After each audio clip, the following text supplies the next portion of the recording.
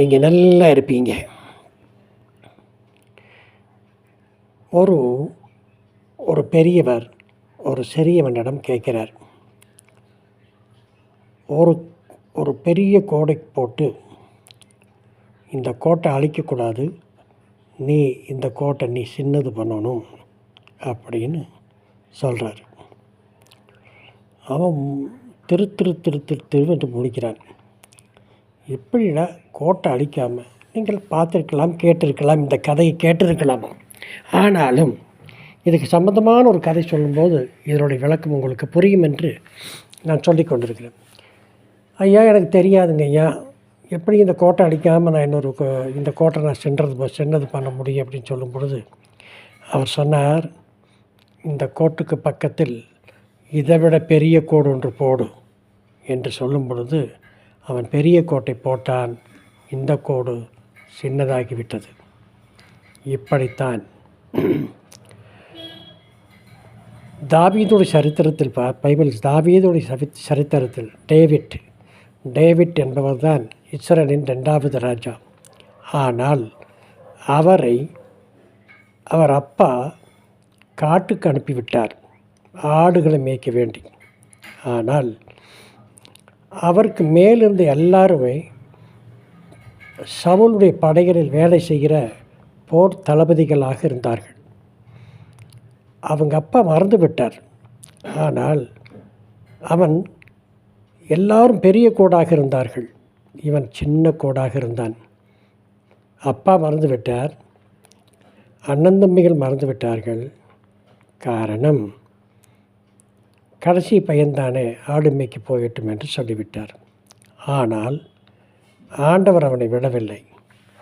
எந்த கோடுகள்லாம் பெரிதாக இருந்ததோ அந்த கோடுகளை சிறிதாக்க வேண்டும் என்று எண்ணி தாவீதை அந்த கோட்டுக்கு பக்கத்தில் பெரிய கோடாக மாற்றிவிட்டார். அதற்கு அவன் செய்த ஒரு ஒரு முடிவு என்னவென்றால், எந்த ராஜ்யத்துக்கு சவுல் ராஜாவாக இருந்தானோ அவனை எதிர்க்க வேண்டி கோலியாத் என்பவனை அவன் சவுலுக்கு எதிராக வந்தான். கோலியாத்தை எதிர்க்க வேண்டி எல்லோரும் ட்ரை பண்ணார்கள்.